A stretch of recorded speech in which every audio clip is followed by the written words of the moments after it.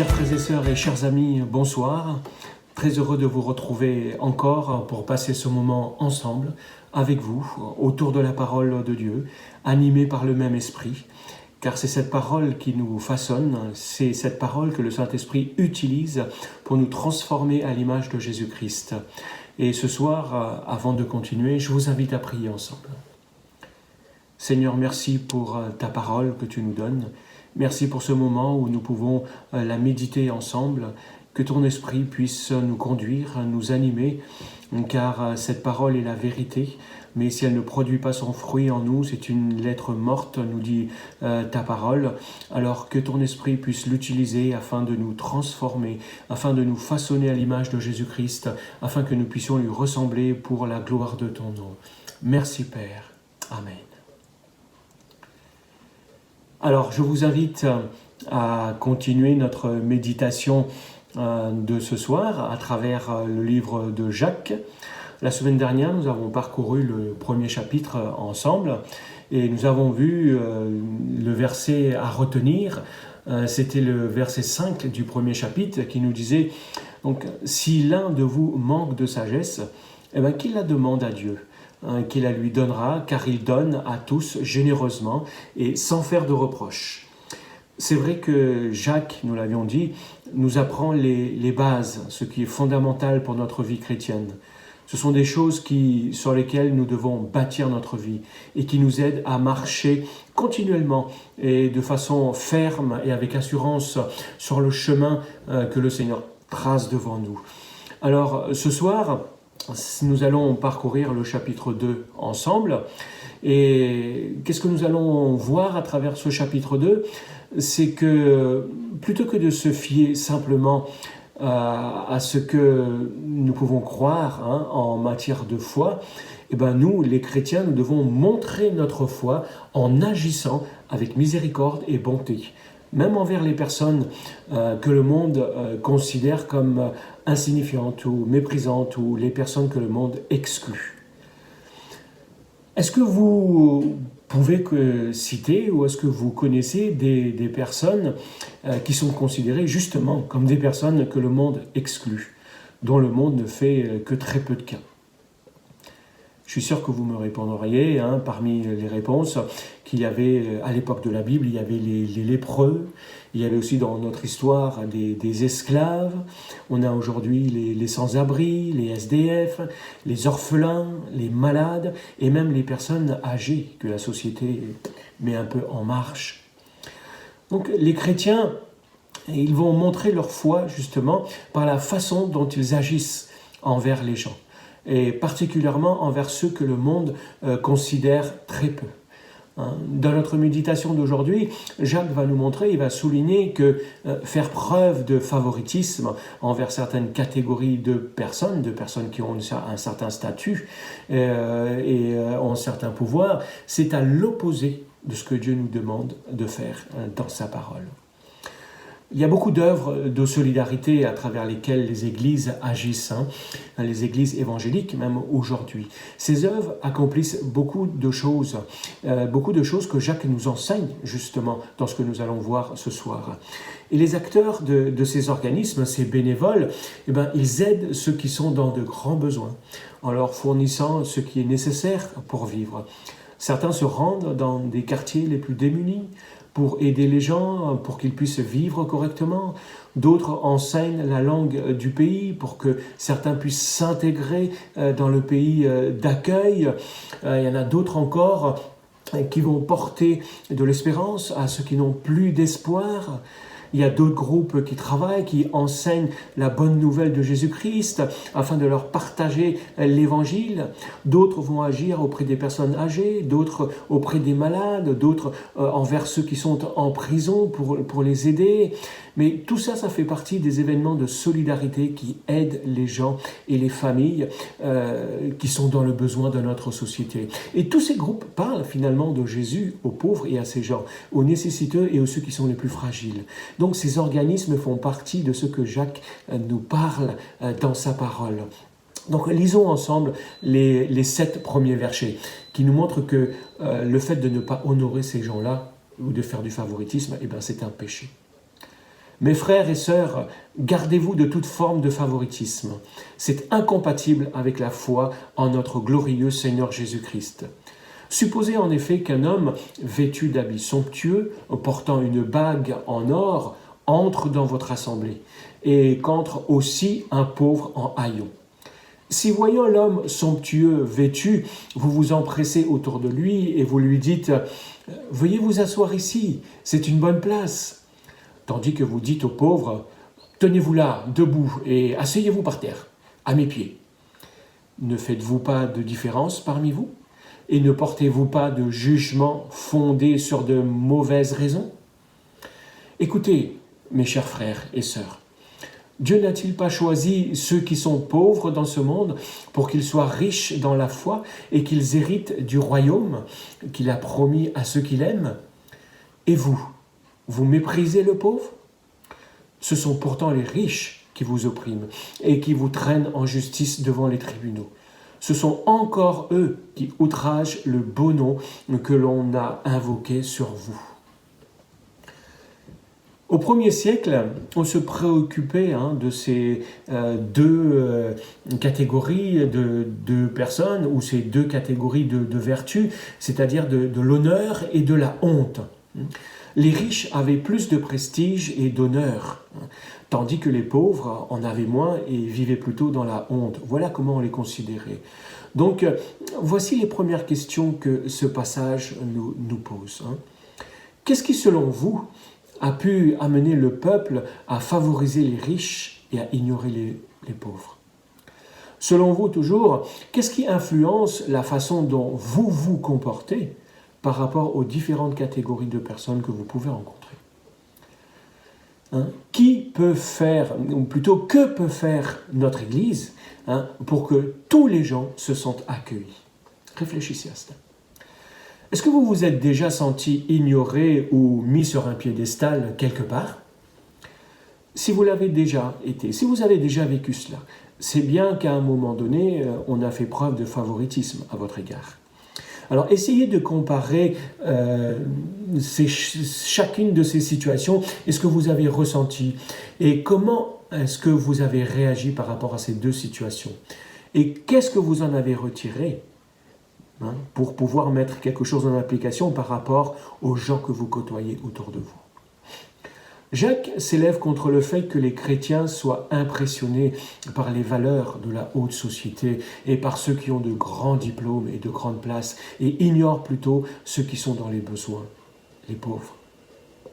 Les chrétiens apprennent à ne pas considérer une personne riche comme plus importante qu'une personne pauvre. Ils comprennent la leçon fondamentale selon laquelle Dieu aime tout le monde. Il est important d'apprendre à considérer les gens comme Dieu les considère. Dieu ne juge pas de la même manière que les hommes. L'homme ne voit que ce qui frappe à ses yeux, c'est-à-dire l'illusion, l'apparence, mais Dieu, lui, il regarde au cœur. Jésus a aimé lui-même les pauvres et il les a bénis en disant « Heureux, vous qui êtes pauvres, car le royaume de Dieu vous appartient. » Nous ne devons pas honorer une personne plus qu'une autre, et surtout pas en fonction de son statut, ni de sa prestance. Jacques nous enseigne que si nous le faisons, c'est un péché. L'exemple de Jacques est celui de deux hommes habillés différemment. Ils entrent tous les deux dans une église, mais l'un est traité avec respect et l'autre avec mépris. On dit à l'homme riche de s'asseoir à une place d'honneur et le pauvre, lui, il est invité à se lever ou même à s'asseoir n'importe où, voire même par terre, sans qu'on se soucie de lui. Jacques utilise les paroles de Jésus pour enseigner que c'est mal. Beaucoup de gens dont la société méprisait se sont tournés vers Jésus et l'ont suivi. D'autres pauvres, on voulait savoir justement qui était Jésus et pour pouvoir être au bénéfice de son enseignement. Jacques, quant à lui, il nous demande de réfléchir à la façon dont les riches traitent les chrétiens. Comment parle-t-il de Dieu, ce que nous aimons, nous les chrétiens? Pourquoi traite-t-il si bien quelqu'un qui leur fait du mal et qui méprise Dieu? Voilà ce que Jacques va leur demander. C'est une question intéressante, n'est-ce pas? Et c'est un enseignement fondamental pour tous les chrétiens et pour nous encore aujourd'hui. Comment est-ce que nous traitons les gens qui sont en face de nous? Sur quelles valeurs basons-nous les rapports que nous avons les uns avec les autres? Continuons la lecture, les versets 8 à 13. Et là, Jacques va nous montrer une loi. C'est ce qu'il appelle la loi royale. Si au contraire, vous vous conformez à la loi du royaume de Dieu, telle qu'on la trouve dans l'Écriture, c'est-à-dire « tu aimeras ton prochain comme toi-même », alors vous agissez bien. Mais si vous faites preuve de favoritisme, vous commettez un péché et vous voilà condamné par la loi, parce que vous lui désobéissez. En effet, celui qui désobéit à un seul commandement de la loi, même s'il obéit à tous les autres, il se rend coupable à l'égard de toute la loi. Car celui qui a dit « tu ne commettras pas d'adultère », il a dit aussi « tu ne commettras pas de meurtre ». Si donc, tout en évitant l'adultère, tu commets un meurtre, tu désobéis bel et bien à la loi. Parlez et agissez donc comme des personnes appelées à être jugées par la loi qui donne la liberté. Dieu jugera sans pitié celui qui n'a témoigné aucune compassion aux autres. Mais la compassion triomphe du jugement. Si vous êtes vraiment un chrétien, vous apprendrez à aimer les autres de la façon dont vous aimez Dieu et dont Dieu vous aime aussi. Vous traiterez les autres comme vous voudriez être traités. La première est ce que l'on appelle la loi royale. La seconde est ce que nous appelons la règle d'or. Le mot royal, il est utilisé pour parler en fait des rois et des reines et de leurs familles. Donc certains pays ont des familles royales encore. Donc la loi royale fait ici référence à la loi de Dieu. Dieu est le roi au-dessus de tous les rois. Cette loi comporte deux parties. La première partie dit tu aimeras l'Éternel ton Dieu de tout ton cœur, de toute ton âme et de toute ta pensée. On retrouve ça dans Matthieu. Jacques cite la deuxième partie. Tu aimeras ton prochain comme toi-même. Dans Matthieu toujours. Ces deux parties, les deux parties de cette loi se trouvent dans l'Ancien Testament. La première se trouve dans le Deutéronome au chapitre 6 et la deuxième se trouve dans le Lévitique au chapitre 19. Et Jésus dit que ce sont les deux lois les plus importantes et les met ensemble dans Matthieu chapitre 22, les versets 36 à 40, et qui dit ceci, « Maître, quel est dans la loi le commandement le plus grand ?» Jésus lui répondit, « Tu aimeras le Seigneur ton Dieu de tout ton cœur, de toute ton âme et de toute ta pensée. » C'est là le commandement le plus grand et le plus important. Et il y en a un second qui lui est semblable. Tu aimeras ton prochain comme toi-même.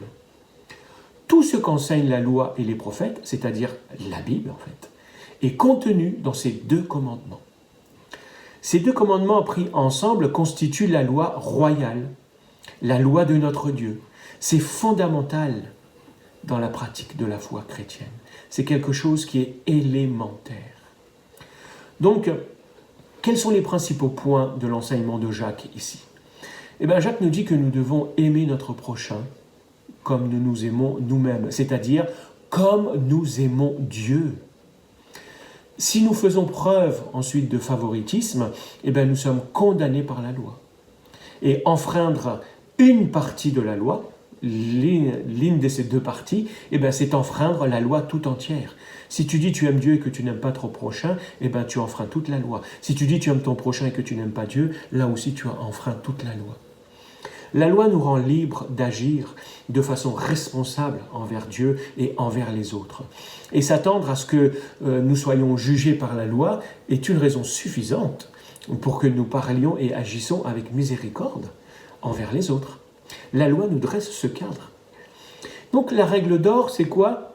C'est faites aux autres ce que vous voudriez qu'ils fassent pour vous. Cette règle a toujours été un élément fondamental du message biblique.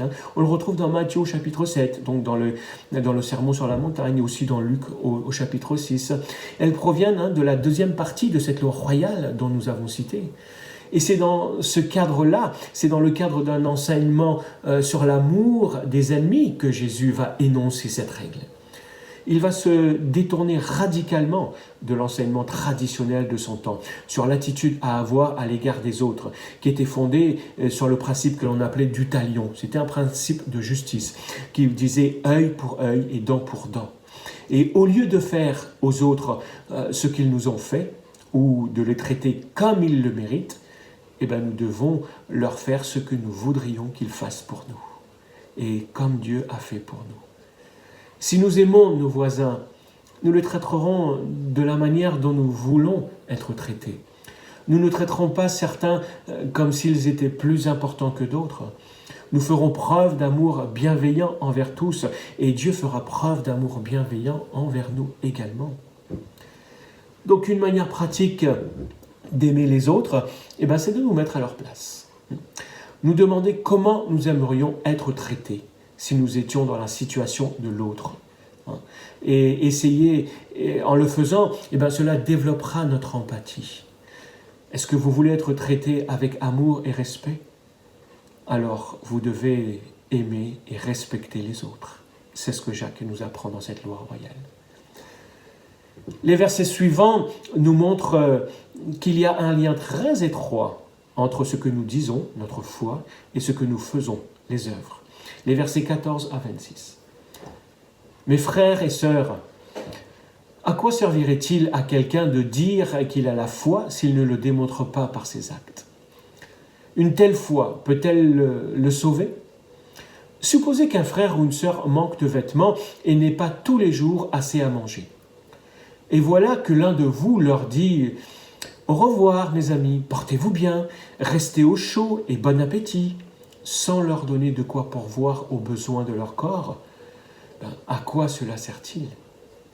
Il en est ainsi de la foi. Si elle reste seule, c'est-à-dire sans se traduire en actes, elle est morte. Mais quelqu'un dira, l'un a la foi, l'autre les actes. Montre-moi ta foi sans les actes, et moi je te montrerai ma foi par mes actes. Tu crois qu'il y a un seul Dieu? Dit Jacques. C'est bien. Mais les démons aussi le croient, et ils tremblent. Insensé. Veux-tu avoir la preuve que la foi sans les actes ne sert à rien? Abraham, notre ancêtre, n'a-t-il pas été déclaré juste à cause de ses actes lorsqu'il a offert son fils Isaac sur l'autel? Tu le vois, sa foi et ses actes agissaient ensemble, et grâce à ses actes, sa foi a atteint son plein épanouissement. Ainsi s'accomplit ce que l'Écriture déclare à son sujet. Abraham a eu confiance en Dieu, et Dieu, en portant sa foi à son crédit, l'a déclaré juste, et il l'a appelé son ami. Vous le voyez donc, on est déclaré juste devant Dieu à cause de ses actes, et pas uniquement à cause de sa foi. Rahab, la prostituée, n'a-t-elle pas aussi été déclarée juste par Dieu à cause de ses actes, lorsqu'elle a donné asile aux envoyés israélites et les a aidés à s'échapper par un autre chemin? Car comme le corps sans esprit est mort, la foi sans les actes est morte. Donc, quels sont les deux exemples de foi morte que Jacques nous donne dans ce passage? Il va nous dire que donner ou dire des paroles de réconfort à quelqu'un qui en a vraiment besoin, mais si on ne lui apporte aucune aide concrète, ça ne sert à rien. Et puis, s'appuyer uniquement sur juste une croyance juste, dire des choses justes, mais qui ne montrent pas plus dans ce que nous faisons, ce n'est pas faire plus que ce que Satan fait lui-même, parce que Satan croit aussi. Il en est ainsi de la foi, dit Jacques. Si elle ne reste qu'en parole, sans se traduire dans les actes, elle est morte. Elle ne sert à rien du tout. Si vous êtes un vrai chrétien, si tu es un vrai chrétien, donc, montre que tu as de la foi par les actions concrètes que tu fais. La loi qui nous rend libres, c'est la loi royale, c'est la loi de l'amour. Jacques va nous dire, vous êtes libre d'aimer votre prochain et de montrer votre foi. Donc, vous êtes libre de faire du bien à tout le monde. Vous êtes libre de faire du bien à ceux mêmes qui vous haïssent et qui vous font du mal. Jésus lui-même va dire, moi je vous dis, aimez vos ennemis et priez pour ceux qui vous persécutent. Ainsi, vous vous comporterez vraiment comme des enfants de votre Père céleste, c'est-à-dire Dieu lui-même. Car lui, il fait luire son soleil sur les méchants aussi bien que sur les bons. Et il accorde sa pluie aux justes comme aux injustes. C'est vrai que ce n'est pas facile, mais c'est possible parce que nous sommes aimés de Dieu. Dieu peut aimer les autres à travers nous et nous pouvons aimer les autres comme Dieu nous a aimés. La vraie foi, nous change, nous transforme et transforme nos actions. Et nous croyons en Jésus et nous commençons donc à faire le bien. Et nous servons donc les autres si nous croyons. Nous traitons les gens avec bienveillance. Certains chrétiens pensent qu'ils peuvent croire en Dieu puis attendre que les choses se passent sans rien faire, ou attendre que les autres fassent quelque chose pour eux. Les démons croient aussi dans la vérité que Dieu dit, mais ils ne croient pas en Dieu. Et cela ne prouve pas qu'ils ont la foi, le fait de croire. Jacques nous dit que nous ne prouvons notre foi qu'en faisant des bonnes actions, comme Dieu lui-même le fait. Et il nous a donné l'exemple d'Abraham en Genèse 22, lorsqu'il a obéi à Dieu et qu'il a prouvé qu'il avait confiance à Dieu en donnant son fils, mais Dieu l'a arrêté. Donc Jacques parle également de l'histoire de Rahab, cette prostituée qui a prouvé sa foi par ses actes en cachant les espions du peuple d'Israélites et en leur donnant asile et en les aidant à s'échapper parce qu'elle croyait que Dieu sauverait sa propre vie aussi. Elle a eu confiance en Dieu. Donc la foi, la véritable foi, c'est la confiance mise en action. C'est un élément fondamental tout au long de la vie chrétienne. La foi en Jésus fait de vous un chrétien et la véritable foi se manifeste dans ce que vous faites. Une foi qui ne se traduit pas en action, c'est une foi morte. Donc, quelles sont les applications ? Dieu a choisi ce que le monde considère comme une folie, comme Jacques le dit, les pauvres, pour confondre les sages, c'est-à-dire les riches. Et il a choisi ce qui est faible, encore une fois, pour couvrir de honte les puissants. Parce que Dieu a porté son choix sur ce qui n'avait aucune valeur, aucune noblesse, et que le monde méprise, sur ce qui est considéré comme insignifiant, pour réduire à néant ce que le monde estime important. Et il a choisi les pauvres pour qu'ils soient les héritiers du royaume de Dieu, et nous ne devons pas les mépriser. Réfléchissez aux moyens par lesquels votre propre Église pourrait tendre la main à des personnes considérées comme insignifiantes ou exclues par le reste de la société. Réfléchissez aussi à ce qui doit être évité dans votre Église et qui pourrait paraître comme du favoritisme. Et puis, soyez proactifs en étant accueillants et en faisant preuve de bienveillance envers tous, tant à l'intérieur de l'Église qu'à l'extérieur de l'Église, dans toutes vos relations. Jacques affirme que nos actions démontrent notre foi et que sans action, notre foi est morte, n'a aucune valeur. Parce que l'absence d'œuvre révèle une vie qui n'a jamais vraiment été transformée ou un cœur qui est atteint de mort spirituelle. La foi authentique a pour résultat une vie qui est transformée, une vie qui se manifeste par des bonnes œuvres. Donc notre vie révèle ce en quoi nous croyons et l'authenticité de notre foi. Donc quels sont les sujets de réflexion pour ce soir ? Première question. Donc si si des personnes se présentaient à l'église, comment les traiteriez-vous ?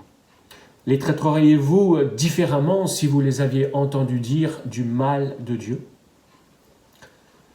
Deuxième question, connaissez-vous des personnes qui ne veulent pas venir à l'église parce qu'elles n'ont pas les moyens de payer le transport ? Que leur répondriez-vous ? Troisièmement, comment pouvez-vous appliquer la loi royale envers vos voisins ? Quatrième et dernière question, selon Jésus, qui est votre prochain ? Je vous invite pour cela à relire la parole du bon Samaritain. Si vous êtes vraiment chrétien, réfléchissez à Jacques 2 et suggérez des moyens de montrer que vous êtes vraiment les disciples de Jésus. C'est fondamental et élémentaire à la foi chrétienne. Et ensuite, évaluez votre propre foi en vous basant sur ce que vous avez appris de Jacques ce soir. Parce qu'il est facile de parler de la satisfaction et des besoins des gens, mais il en va tout autrement de l'action pour les aider. Voici le verset à mémoriser. Il se trouve dans ce chapitre 2, au verset 17.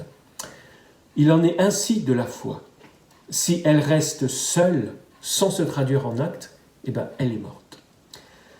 Il en est ainsi de la foi. Si elle reste seule, sans se traduire en acte, elle est morte.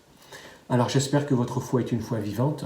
Je vous invite à prier pour terminer et remercier le Seigneur de ce qu'il nous a transformés, de ce qu'il nous a sauvés par la foi et qu'il nous donne des occasions chaque jour de démontrer par nos actes, des actes de bonté envers ceux qui en ont besoin autour de nous, notre propre foi. Seigneur, merci pour ta parole. Merci parce qu'elle nous guide, elle nous encourage, et que nous puissions, Seigneur, chaque jour mettre ta parole en pratique afin de montrer que nous avons placé notre foi en toi, que nous avons confiance en toi. Aide-nous à aller vers ceux qui en ont besoin afin de leur manifester aussi l'amour que tu nous as manifesté aussi à notre égard en donnant Jésus-Christ à la croix. Merci Père, et que cela soit pratique et pas simplement que des mots. Amen.